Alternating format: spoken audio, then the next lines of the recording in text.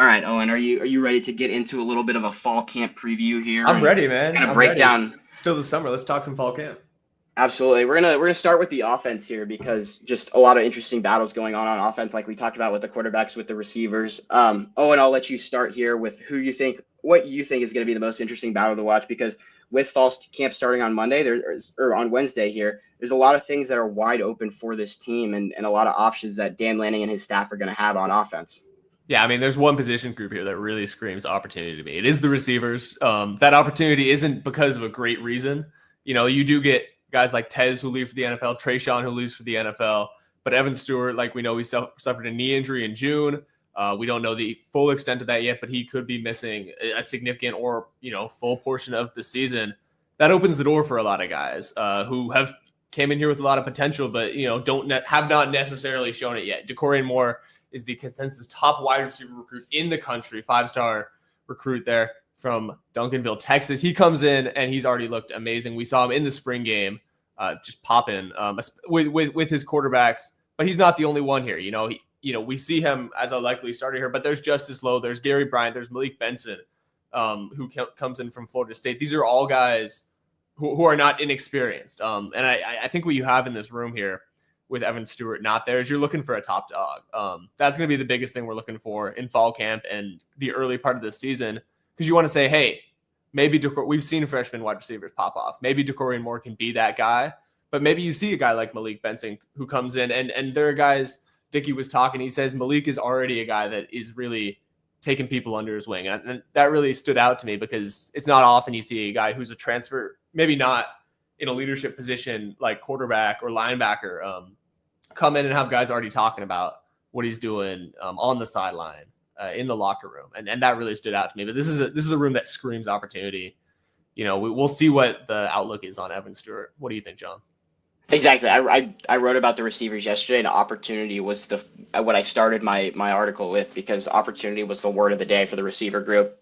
Dan talked about how it's never exciting to see an injury to happen to one of your players, Evan Stewart going down, but it is exciting just to see the opportunity that these guys are going to have. And then all the receivers yesterday were talking about the opportunity that they have to show their skills, especially some guys, I think, Jurion Dickey, Kyler Casper, guys who have a lot of talent, were highly rated recruits. Casper, a 4-star, Jurion Dickey, a 5-star, one of Dan Lanning's first really highly rated recruits, and as a 5-star coming out a couple of years ago. But both those guys have been limited by injuries, haven't really been able to show their full potential yet. And so both of them seemed just hungry yesterday. They seemed like they were really excited to just be able to get on the field and show the talent that they have. And then, like you said about Benson, I think it has been interesting to see how quickly players have gravitated to him because he is a leader in that group, even though he's been new here. And he said he's talked a lot to guys like Gary Bryant, kind of adjusting himself. But as a guy who played at Alabama, he played at Florida State. The young guys in this room know that Malik is a really experienced guy. He knows what he's doing. He knows what he's talking about. So he's somebody I can rely on to ask questions. And Gary Bryant too. Gary Bryant has been in this offense. He was Bo Nix's number 4 target a couple of years ago. He was a transfer from USC before that, and then missed most of last season because of an injury. But we saw that on the field, what he was able to do as one of Bo Nix's top receivers a couple of years ago. Arizona State game, he takes a screen pass, makes a couple of guys miss, and all of a sudden he's in the end zone for a touchdown 70 yards later. A very talented guy who can make plays in the slot and be dynamic, and someone who's really stepped up as a leader. He talked about the way that guys like DeCorian Moore, young guys like Jeremiah McClellan, Dylan Gresham, redshirt freshmen, have been coming to him to just go to his house and watch film and ask how do I run this route? How do I do this thing? Just trying to get as better as they can because they know that Gary Bryant's a guy with experience at the top levels of college football and has done it before, on a team with a guy like Bo Nix passing to him where he's one of Bo Nix's favorite targets. And I mean, especially when you come in with a couple of guys who, are experienced quarterbacks, but not necessarily the level of a Bo Nix or a Dylan Gabriel. It's going to be really interesting to see who shows up as a leader in this room. If it will be a guy like Benson or Gary Bryant, if it's one of those guys, to see who really takes command, because we saw early in the season last year, there is a little bit of a question here. There isn't a question. Sorry, you have Tez and you have Evan. You have established leaders here, and you have an established top 3. It really isn't there this year. And so they have a kind of soft early 3 games. We'll talk about that, but that's going to be one of the big narratives that we look at here. Who who emerges as the top three and who emerges as the guys who are really asserting themselves as leaders. Yeah, I think this year you could see a lot more rotation throughout that receiver room than you have in other.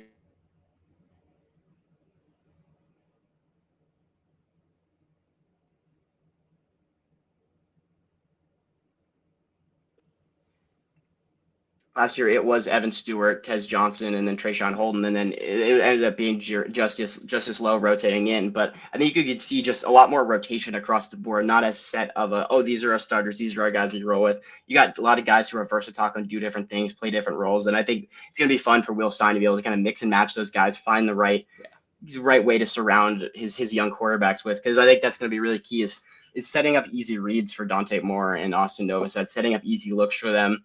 And then, when they had the opportunity to take advantage of the arm talent that a guy like Dante Moore has, that's something that Malik Benson said yesterday and as well, Kyler Casper as well. Both of them were saying, Malik Benson was saying that, just saying that Dante Moore can make throws that not every quarterback can. And he's recognized that in practice so far. And Kyler Casper talking about the way that he can just put the ball where exactly Casper, a guy that's 6'6", is huge at receiver. And Dante Moore can go put the ball out there for him on the fade route and let Casper go up and get it in a place that only Casper can and make a throw that only really Dante Moore and a few select quarterbacks in the college football can. Yeah, I mean, you remember some of those throws. We've seen it at Oregon. I remember the end of the Washington game, the throw that, ultimately isn't caught, but you can see it fall right into the pocket. And that's what makes receivers want to come play with them. And so we'll talk about it a little bit more, but what are you seeing out of these position groups, man? Yeah, I think quarterback is another interesting one, just in the fact that they do have it. They're technically leaving it open for now. Dante Moore is the presumed starter, but you also have Austin Novosad in there. And he was a 4-star in the same class as Dante Moore. Dante Moore was ranked the number 3 quarterback in that 2023 class. Austin Novosad, the number 10 quarterback. Dante Moore went to UCLA, got some starts. He got 5 starts that year, but inconsistent on the field. The turnovers were high. He was getting pressure, and I calculated it out. It was over 40% of his dropbacks. It's a hard situation to succeed in as a quarterback. They didn't have a ton of receiving talent around him. The offensive line wasn't great. I think it was a really mature decision from Moore to be able to he was a guy that's committed to Oregon originally flipped to UCLA. I can't remember if it was a signing day flip or if it was like around that time, but I remember it in December. He flipped, and then all of a sudden a year later he's back at Oregon, kind of making the mature decision to understand, hey, I tried it. I tried to go play early, but quarterback more so than any is a position that you need to be able to learn. You need to be able to kind of sit for a little bit and learn just the offense and everything. Those reps in practice are more important at quarterback, I'd say, than almost any other position. And I mean, and there's not really a better guy to learn from than you come here and you get to spend a year, sitting with Dillon Gabriel, watching film with Dillon Gabriel. And when we got to talk to Dante last year, and when we got to ask Dillon about him, he was absolutely there. He was in Dillon's pocket. He was watching the film. He was learning, and that's exactly what you want to see, because when he makes the move, yeah, it's mature, but you want to see the action. It sounds like that's exactly what happened, and that's why we think he is the presumed starter, because he has that experience. And he's got that combination of experience, and we've seen the arm talent.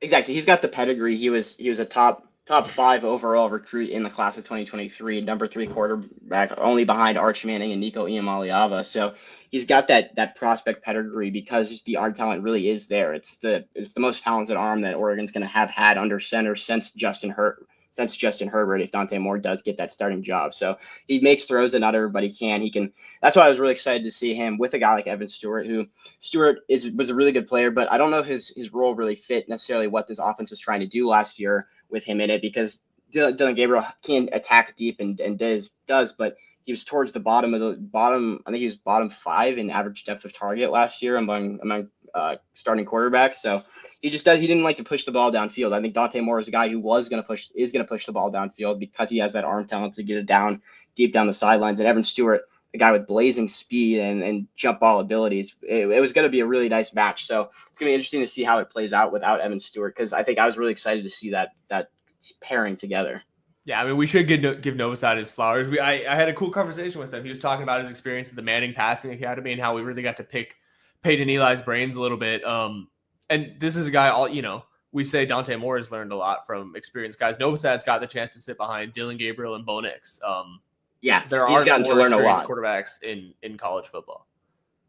And I think the fact that he's been in this Will Stein offense for now 3 years of practicing and understanding it has really helped him. And we saw flashes from him in this spring game. We saw flashes from him in last spring game. He hit a nice deep pass to Decorian Moore this year. You could see the arm talent is there, and he was a top rated quarterback for a reason. So I think it's gonna be fun. Just if we don't really know how open this competition is. They're saying it's open for now. Dante Moore is that presumed guy, but the way I that got an email today with the Dante Moore jersey, John. I got the same email. Yeah, but just I think the fact that those guys are going to push each other is going to really kind of get the best for the team because they're just going to push each other in practice every day, competing and wanting to be the best quarterbacks that they can be for this offense. Absolutely. I mean, it seems like they're going to have a good, like a pretty solid at least line. It is 4 new starters, but they're experienced guys. Isaiah World comes in as a huge transfer for the Ducks, and that's really notable.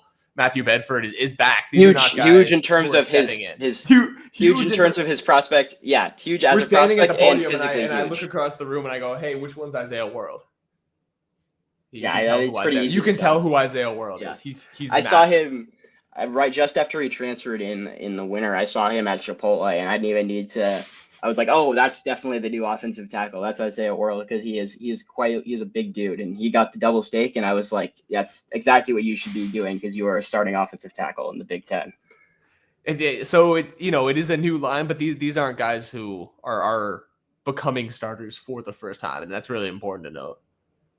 Exactly. You got Emmanuel Pregnon at left guard, presumably. You got Matthew Bedford at right guard. Both of those guys weren't on this team, or Bedford was on this team, not starting for them last year, but he was a starter at Indiana for multiple years at different positions. Pregnon had been at USC starting in the Big Ten last year. It was also one of the top transfer offensive linemen, so a big get to just solidify that spot on the inside. And then Alex Harkey, a little bit at lower levels at Texas State, but a guy that has talent at right tackle, has put together some good seasons, and I think that's the spot you could see the most competition between him and a guy like Janoris Wilson, who might have a little more raw physical talent, but isn't as experienced as a guy like Harkey, which I think Dan Lanning and his staff are going to really value. Just the experience that a guy like Harkey has when you're pairing him next to a guy like Isaiah World with a lot of college starts. So it's going to be interesting across that offensive line. And I think the centerpieces of it all, it's going to be like a couple years ago when Jackson Powers-Johnson really led the offensive line. I think Iapani Lalulu in the middle is really going to lead this offensive line. Poncho was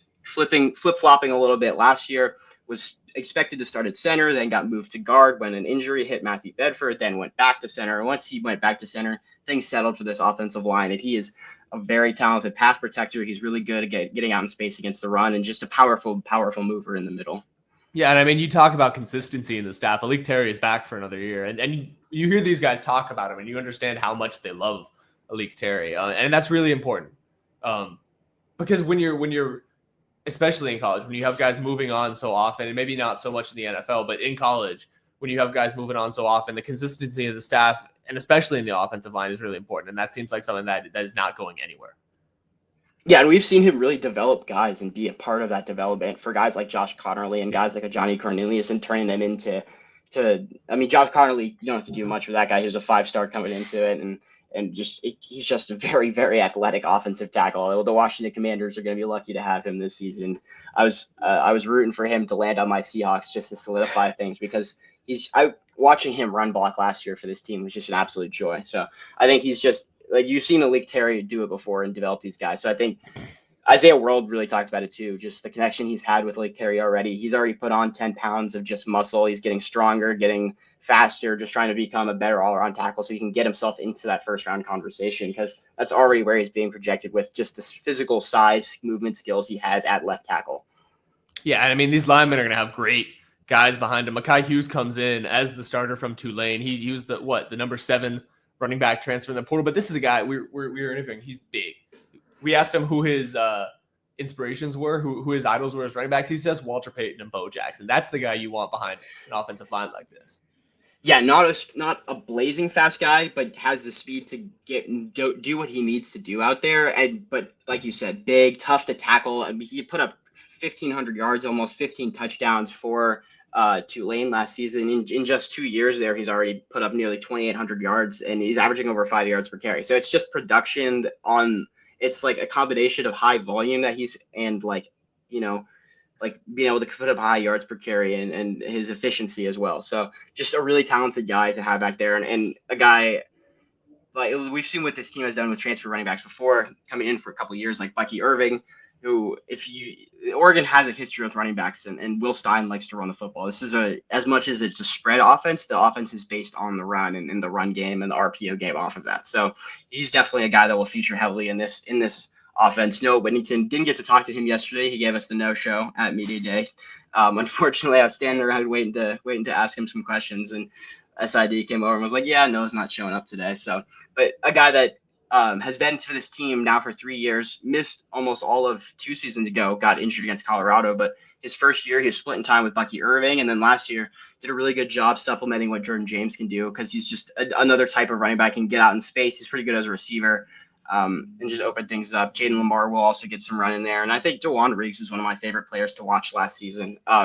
Just got some garbage time running a couple games, but I just like the way he runs the football. He was putting up almost like 8 yards per carry in that limited amount of snaps that he got. But you could just see it. I was down on the field watching him run against Washington in the fourth quarter of that game, and I was like, I like what this guy's doing, and just the athleticism that he has, the way he moves with it is just fun to see.